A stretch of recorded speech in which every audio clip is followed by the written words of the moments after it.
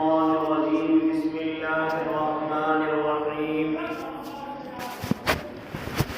يا أيها الذين آمنوا لا تدخلوا بيوت النبي إلا أن يؤذن لكم إلى طعام غير ناظرين إناه ولكن إذا دعيتم فادخلوا فإذا طعمتم فانتشروا ولا مستأنسين لحديث إن ذلكم كان يؤذي النبي فيستحيي منكم والله لا يستحيي من الحق وإذا سألتموهن متاعا فاسألوهن من وراء حجاب ذلكم أطهر لقلوبكم وقلوبهن صدق الله العظيم وصدق رسوله النبي الكريم ونحن على ذلك من الشاهدين والشاكرين والحمد لله رب العالمين۔ واجب الاحترام ساتھیوں، بزرگوں، نوجوانوں اور معصوم بچوں، آپ حضرات کے سامنے گزشتہ کئی ہفتوں سے اللہ کے نبی صلی اللہ علیہ وسلم کی سیرت طیبہ گوشے گزار کی جا رہی ہے۔ اللہ کے نبی صلی اللہ علیہ وسلم کی ازواج مطہرات کا تذکرہ، جن میں 6 بیویوں سے آپ کے نکاح کی تفصیل آپ حضرات کے سامنے آ چکی۔ 7واں نکاح جو حضرت زینب بنت جحش رضی اللہ تعالی عنہا سے ہوا، اس کا مختصر سا تذکرہ گزشتہ ہفتے آپ حضرات کے سامنے آیا۔ اس نکاح کے ذریعے سے میرے اور آپ کے اللہ نے زمانے جاہلیت کی رسم کو ختم کیا۔ وہ رسم کیا تھی کہ منہ بولے بیٹے کو اپنے سگے بیٹے کا درجہ دیا کرتے تھے، لیکن میرے اور آپ کے آقا کے ذریعے سے اللہ نے اس رسم کو ختم فرمایا اور فرمایا کہ اگر منہ بولا بیٹا اپنی بیوی کو طلاق دے دے تو باپ کے لیے جائز ہے کہ اس سے نکاح کر سکتا ہے۔ اگر بیٹے کا منہ بولے بیٹے کا انتقال ہو جائے تب بھی نکاح کر سکتا ہے عدت گزرنے کے بعد۔ تو اس رسم کو میرے اور آپ کے اللہ نے محبوب کے ذریعے سے ختم فرمایا، اور خود ان کا نکاح اللہ رب العزت نے آسمانوں پہ ادا فرمایا، جس کو قرآن کریم بھی کہتا ہے فَلَمَّا قَضَى زَيْدٌ مِّنْهَا وَطَرًا زَوَّجْنَاكَهَا، جب طلاق دے کر کے حضرت زید فارغ ہو گئے تو ہم نے اپنے محبوب کا نکاح ان سے کر دیا، حضرت زینب سے فرما دیا۔ لہذا میرے بھائی، حضرت زینب اللہ کے نبی صلی اللہ علیہ وسلم کے نکاح کے اندر آئی، آپ کا مہر مقرر ہوا، اللہ کے نبی صلی اللہ علیہ وسلم نے آپ کا ولیمہ فرمایا اور بڑا اس ولیمے کے اندر اہتمام فرمایا، ایک بکری کو ذبح کیا اور پھر حضرت انس رضی اللہ تعالی عنہ کو اجازت دی کہ آپ لوگوں کو بلا کر کے لے آئیں تاکہ وہ اپنے محبوب کے ولیمے کے اندر شامل ہو جائیں۔ لہذا حضرت انس رضی اللہ تعالی عنہ اکثر لوگوں کو بلا کر کے لے آتے ہیں، اور حضرت انس یہاں تک روایت کرتے ہیں کہ وہ کھانا اتنا کافی نہیں تھا جتنا آپ کے ولیمے میں صحابہ اکرام تشریف لے آئے، مہمانان اکرام تشریف لے آئے، لہذا اللہ کے نبی نے اس کھانے کے لیے برکت کی دعا اللہ سے فرمائی۔ حضرت انس ہی راوی ہیں کہ وہ کھانا کم نہ پڑا، یہاں تک کہ مہمان فارغ ہو گئے تمام کے تمام مہمان کھانا کھانے سے فارغ ہو گئے، لیکن ایسے موقع پر اللہ رب العزت مجھے اور آپ کو کچھ سبق دے رہا ہے، مجھے اور آپ کو کچھ احکام سنا رہا ہے۔ ان احکام کی طرف آپ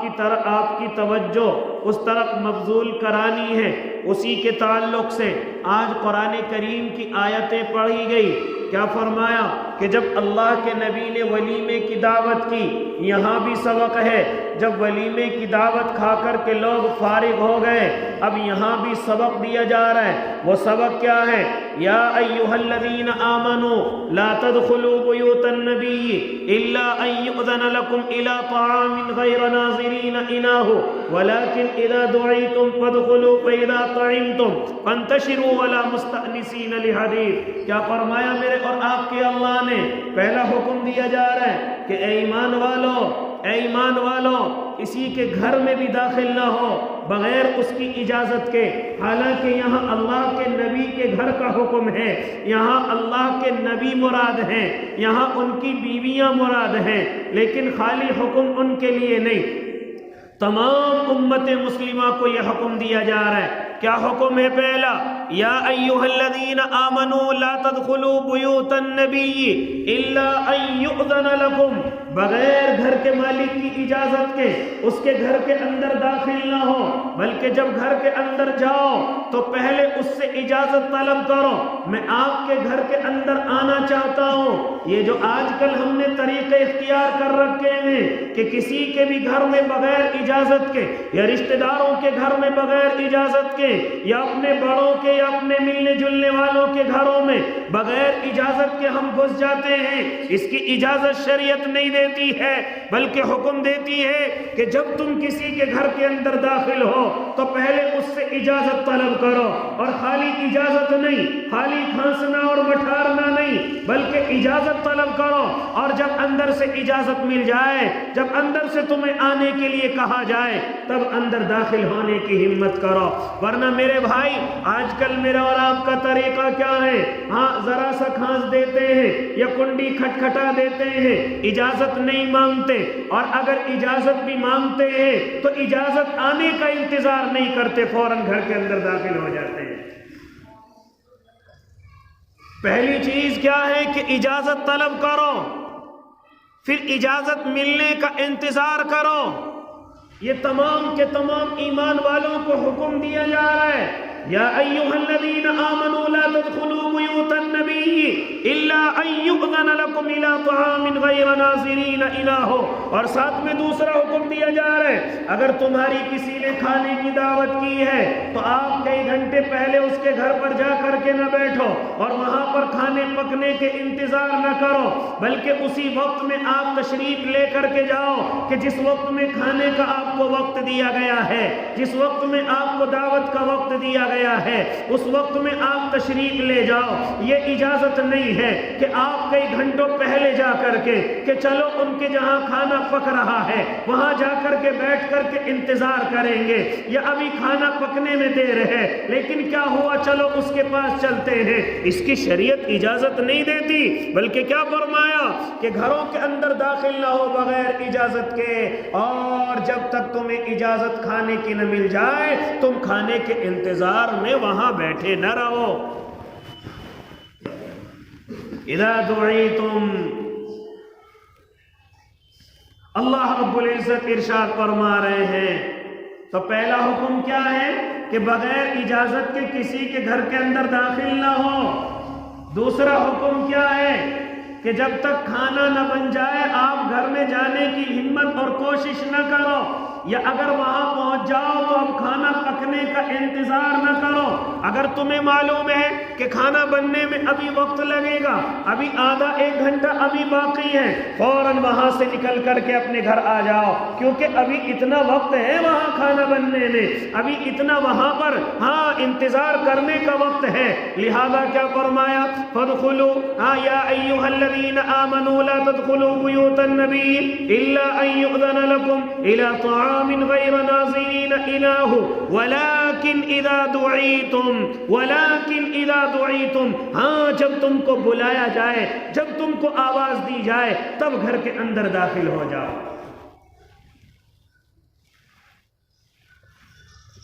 فانتشروا ولا مستأنسین لحدیث، اور جب کھانا کھا کے فارغ ہو جاؤ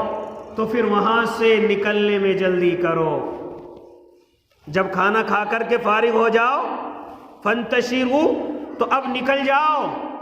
اب وہاں بیٹھ کر کے گپے لڑانے کی اجازت نہیں، وہاں باتیں بنانے کی اجازت نہیں۔ جب آپ کھانے سے فارغ ہو گئے، یہی تو ہوا اللہ کے نبی صلی اللہ علیہ وسلم کے اس ولیمے کے اندر، جب آپ حضرت زینب رضی اللہ تعالیٰ عنہ کا ولیمہ ادا فرما رہے ہیں، آپ لوگ کھانے سے فارغ ہو گئے، لیکن کچھ صحابی ابھی بیٹھے ہوئے ہیں اور اپنی اپنی باتیں کر رہے ہیں، لہذا اللہ کے نبی کو وقت ہو گیا، آپ ان کو نہیں کہہ سکتے ہاں کہ آپ اٹھ کر کے چلے جائیں۔ ہاں، اللہ کے نبی نے کیا طریقہ اختیار کیا، آپ ان کے درمیان سے خود اٹھے اور پہلے حضرت عائشہ کے حجرے میں گئے۔ ہاں، حضرت عائشہ نے مبارکباد دی ہے نکاح کی، پھر آپ کھڑے ہو کر کے باری باری اپنی بیویوں کے حجرے مبارکہ کے اندر پہنچے ہیں، سب نے آپ کو مبارکباد دی ہے، لیکن اٹھنے کی وجہ کوئی اور نہیں تھی، اٹھنے کی وجہ یہ تھی کہ وہاں جو کھانا کھا کر کے بیٹھ گئے ہیں وہ بڑی لمبی باتیں کر رہے ہیں، ان سے گھر والوں کو تکلیف پہنچتی ہے، ان سے گھر والوں کو دقت اور دشواری ہوتی ہے،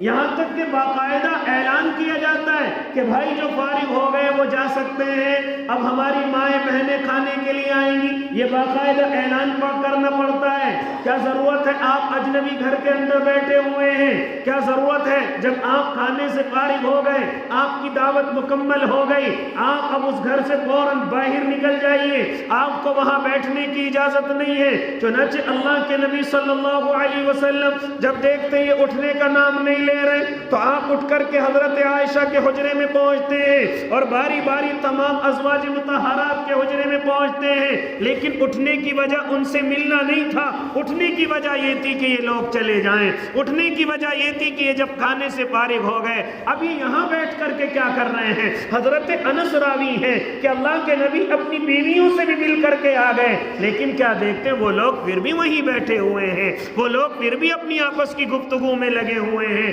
لہذا میرے رب کو یہ چیز پسند نہیں آئی، یہ چیزیں پسند نہیں آئی، اور فوراً اللہ نے قرآن کریم کی آیتیں اتاری، وَلَا مُسْتَأْنِسِينَ لِحَدِيثٍ إِنَّ ذَلِكُمْ كَانَ يُؤْذِي النَّبِيَّ، اپنی باتوں میں نہ لگو، إِنَّ ذَلِكُمْ كَانَ يُؤْذِي النَّبِيَّ، تمہاری باتوں سے نبی کو تکلیف پہنچتی ہے، یعنی تم جو گھر میں بیٹھ کر کے لمبی لمبی باتیں کر رہے ہو، کھانے سے فارغ ہو گئے، دعوت سے فارغ ہو گئے اور پھر گھر کے اندر بیٹھے ہوئے باتیں کر رہے ہو، اس سے نبی کو تکلیف پہنچتی ہے، اور خالی نبی کو نہیں بلکہ ہر انسان کو تکلیف پہنچتی ہے۔ بھائی آپ جب کھانے سے فارغ ہو گئے آپ یہاں بیٹھے کیوں ہیں؟ ہمارے اور بھی مہمان آنے والے ہیں، یا ہمارے گھر کے اور بھی کام کاج ہیں، یا ہمارے گھر کی عورتیں کھانا کھائیں گی، یا ہمارے گھر کے بچے کھانا کھائیں گے، یا کچھ اور خاص مہمان آنے والے وہ کھانا کھائیں گے، یا اسی طریقے سے ہم پورے دن کی محنت میں جٹے ہوئے تھے، پورے دن آپ کے لیے کھانے پینے کا انتظام کیا، ہم تھک گئے تھے، ہمارے بدن چور ہو گئے تھے، آپ بیٹھے باتیں بنا رہے ہو، ہمارے آرام کا بھی تو وقت ہے۔ کبھی کبھی انسان نہیں کہتا، لیکن محنت کی وجہ سے وہ انتظام کرنے کی وجہ سے کئی راتیں اس کو سوئے ہوئے ہو جاتی ہیں، کئی وقت اس کو سوئے ہوئے ہو جاتے ہیں، اب اس کو آرام کی ضرورت پڑتی ہے، لیکن ہمارے لوگ کیا کرتے ہیں، آج ہی پوری دعوت کا حق ادا کر کے جائیں گے، آج ہی سارے پہاڑ توڑ کر کے جائیں گے۔ آپ کو کوئی ضرورت تو نہیں ہے؟ ضرورت ہو تو بتا دینا، ہاں بھائی کل کہاں تھے؟ کل جب ہم پریشان پھر رہے تھے، کل جب ہمیں ضرورت تھی تب کہاں تھے؟ آج جب کھانا وانا کھا کر کے فارغ ہو گئے، اب تمہیں بیٹھنے کا موقع ملا ہے، اب یہ بیٹھنے کا وقت نہیں ہے، آپ اٹھ کر کے چلے جائیں، کیونکہ گھر والوں کو آرام بھی کرنا ہے۔ إِنَّ ذَلِكُمْ كَانَ يُؤْذِي النَّبِيَّ، نبی کو اس چیز سے تکلیف پہنچتی ہے، فَيَسْتَحْيِي مِنْكُمْ، وہ تمہیں کہتے ہوئے شرماتے ہیں، وَاللَّهُ لَا يَسْتَحْيِي مِنَ الْحَقِّ، لیکن اللہ کو کوئی شرم نہیں آتی حق بات کہنے میں، اللہ کوئی شرم محسوس نہیں کرتے حق بات کہنے میں۔ اس لیے میرے اور آپ کے اللہ نے حق بات کہہ دی ہے کہ اگر آپ پہلی چیز تو گھر کے اندر بغیر اجازت کے داخل نہ ہو، دوسری چیز کھانے کا انتظار نہ کرو، تیسری چیز جب تم کھانے سے فارغ ہو چکو تو اب وہاں بیٹھنے کی اجازت نہیں ہے، لہذا اس سے گھر والوں کو تکلیف پہنچتی ہے، اس سے میرے محبوب کو تکلیف پہنچی ہے، اور وہ شرم کے مارے تمہیں نہیں بھگا سکتے، وہ شرم کے مارے تمہیں نہیں کہہ سکتے کہ تم گھر سے اٹھ کر کے چلے جاؤ، کیوں بیٹھے ہوئے ہو، کیوں اپنی لمبی لمبی گفتگو کر رہے ہو۔ یہ سبق خالی صحابہ کو نہیں تھا، یہ سبق میرے اور آپ کے آقا کے لیے نہیں تھا، بلکہ یہ سبق مجھ جیسے اور آپ جیسوں کے لیے بھی تھا، مجھ جیسے اور آپ جیسوں کے لیے زیادہ تھا کہ جو ان چیزوں کا خیال نہیں کرتے ہیں، گھروں کے اندر جا کر کے بیٹھے باتیں کرتے ہیں، اسی طریقے سے کھانوں کے انتظار کرتے ہیں، اور اگر کھانا کھا کر کے فارغ ہو جائیں تو کئی گھنٹے وہاں اپنی باتیں کرتے رہتے ہیں، لہذا اس چیز سے گھر والے کو تکلیف پہنچتی ہے، اور وہ بیچارہ کہتا ہوا شرماتا ہے کہ ان کو کیسے کہوں کہ گھر سے چلے جائیں، میرا بدن ٹوٹا ہوا ہے، میری طبیعت خراب ہو سکتی ہے، میرے بچے ایک طرف ایک کمرے میں کئی بیٹھے ہوئے ہیں، ان کو آرام کا موقع ملے گا، لیکن میرے بھائی میں اور آپ ان چیزوں کا خیال نہیں کرتے۔ یہ قرآن کے بھی خلاف ہے، یہ اللہ کے نبی کے طریقے کے بھی خلاف ہے۔ فارغ ہو گئے نکل جاؤ، وَيَسْتَحْيِي مِنْكُمْ، نبی تو شرماتے ہیں کہ تمہیں کہیں کہ تم چلے جاؤ، وَاللَّهُ لَا يَسْتَحْيِي مِنَ الْحَقِّ، لیکن اللہ کو کوئی شرم نہیں، اللہ حق بات بیان کرنے میں نہیں شرماتے، اس لیے انہوں نے آپ کو حکم دے دیا کہ فوراً گھر سے نکل جاؤ۔ وَإِذَا سَأَلْتُمُوهُنَّ مَتَاعًا فَاسْأَلُوهُنَّ مِنْ وَرَاءِ حِجَابٍ، اور پھر ساتھ ساتھ میں ایک اور حکم دیا، جب تم کسی غیر کی بیویوں سے کوئی سوال کرو تو پہلی چیز یا کوئی چیز مانگو تو ان کو پردے کے پیچھے سے مانگو، لہذا وہ بیوی کسی اور کی ہے، وہ محترمہ کسی اور کی ہے، لہذا تمہیں اجازت نہیں۔ آج کل ہمارے پروگراموں کے اندر ان چیزوں کا خیال نہیں کیا جاتا، عورتیں بھی بے پردہ رہتی ہیں، لہذا مہمان بھی اسی طریقے سے کسی بھی عورت سے جا کر کے باتیں کرنے لگتا ہے، اگر اس کو کہا جائے کہ کیوں کھڑا ہوا ہے تو بہانہ لیتا ہے، میں تو ان سے پانی کو پوچھ رہا تھا، میں تو ان سے استنجے کرنے کی جگہ پوچھ رہا تھا، میں تو ان سے کھانے پینے کی چیزیں معلوم کر رہا تھا۔ کیا ضرورت ہے جب تم دوسرے کے پروگرام میں گئے ہوئے ہو، دوسرے کی عورت سے بات کرتے ہوئے تمہیں شرم آنی چاہیے، دوسرے کی عورت سے ملاقات کرتے ہوئے تمہیں شرم آنی چاہیے، اول ہماری عورتوں کو بھی شرم آنی چاہیے کہ پروگراموں میں یہ نہ سمجھے کہ آج تو سب کچھ جائز ہو گیا ہے، آج پردہ کرنا جائز نہیں ہے، آج اپنے چہرے کو دکھانا جائز ہو گیا ہے، آج میک اپ وغیرہ جو میں نے بڑی محنت سے کیا ہے، یا اسی طرح بیوٹی پارلر میں اتنا روپیہ خرچ کر کے آئی ہوں، آج یہ چہرہ دکھانا سب کچھ جائز ہو گیا۔ تو پہلی چیز تو عورتوں کے لیے ہے، خبردار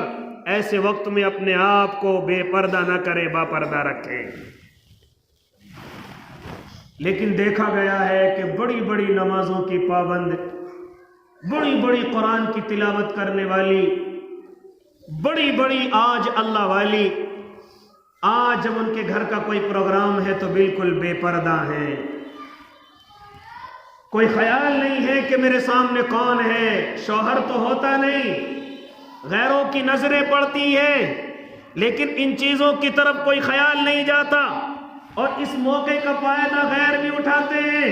ارے ہم تو ان کے یہاں پروگرام میں آئے ہوئے ہیں، لہذا ان سے بات کر سکتے ہیں، لہذا ان سے کھانے پینے کی چیز مانگ سکتے ہیں۔ کیا فرمایا میرے اور آپ کے اللہ نے، کیا فرمایا میرے بھائی کہ آپ اگر کسی سے سوال کریں گے تو پردے کے پیچھے سے سوال کریں گے۔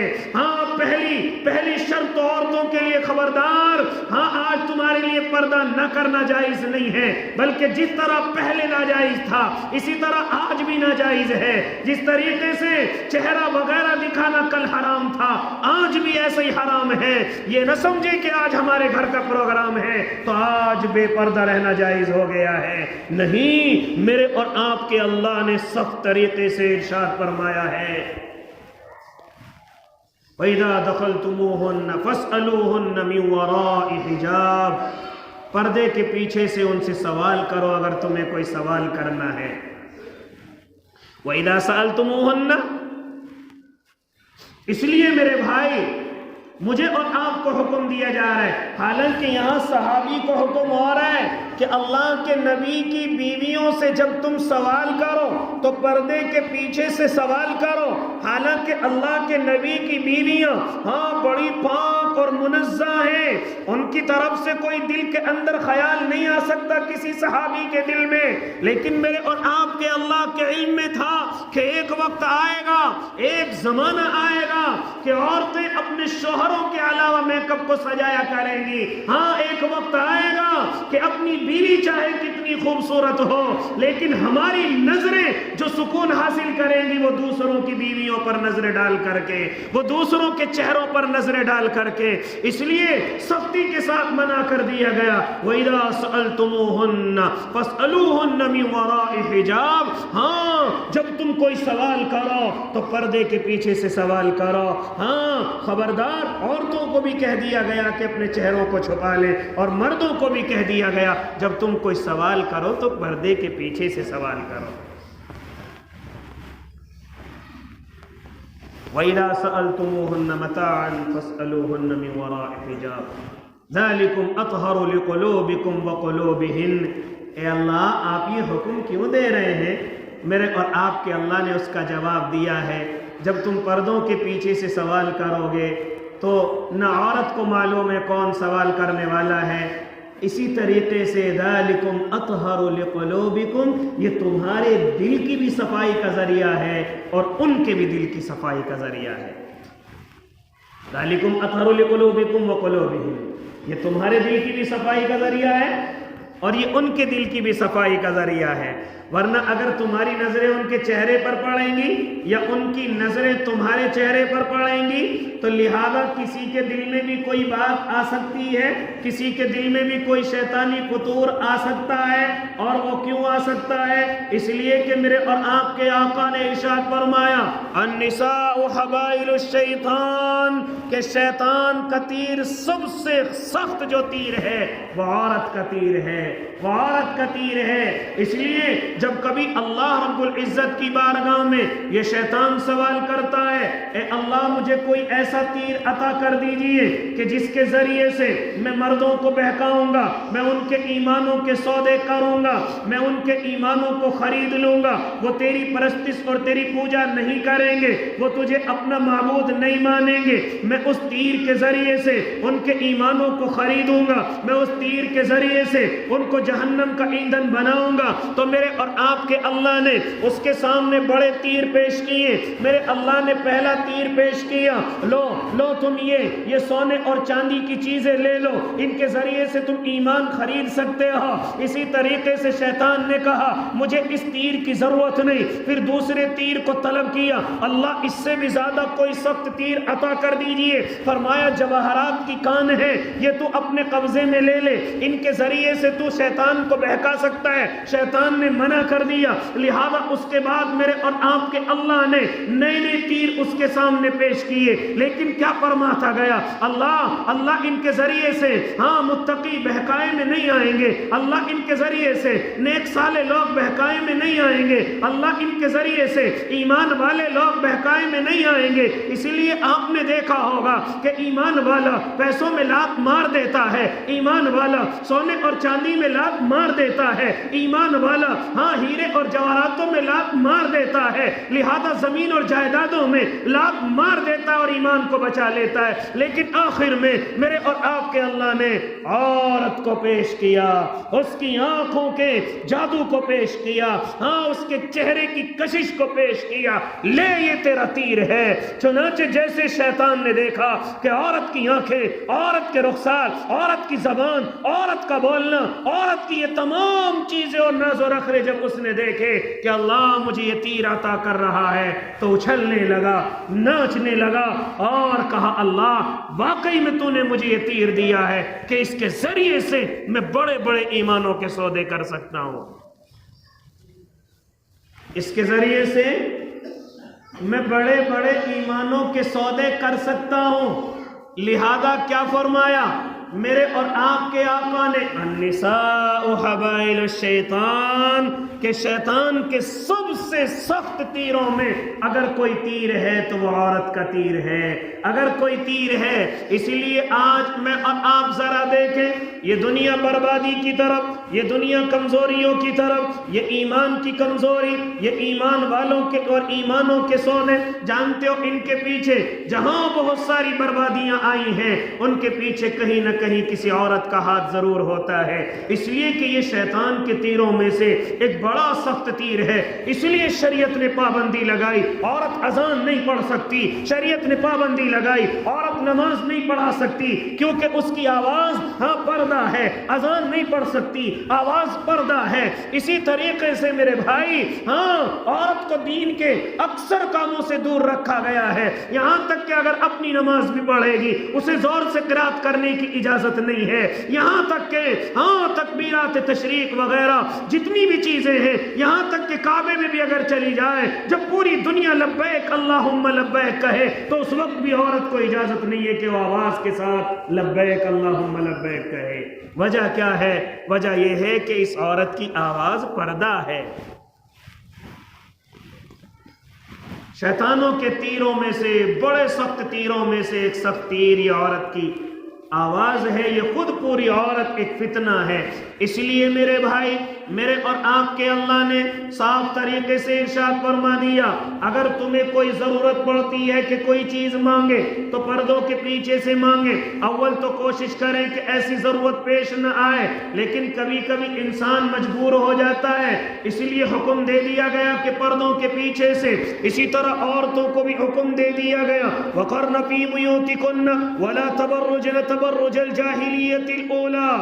اپنے گھروں کے اندر قرار پکڑو اور زمانہ جاہلیت کی طرح بن ٹھن کر کے راستوں کے اندر نہ پھرو، بن ٹھن کر کے بازاروں کے اندر نہ پھرو، بن ٹھن کر کے کسی کے پروگراموں کے اندر نہ جاؤ، بن ٹھن کر کے اپنے شوہروں کے علاوہ کسی اور کے سامنے مت نکلو، ورنہ میرے اور آپ کے آقا نے ارشاد فرمایا کہ اگر کوئی عورت اپنے شوہر کے علاوہ بن ٹھن کر کے نکلتی ہے، اللہ ایسی عورت کو جنت کی خوشبو سے بھی دور رکھے گا، ایسی عورت پر اللہ اپنی نظر رحمت نہیں فرمائے گا۔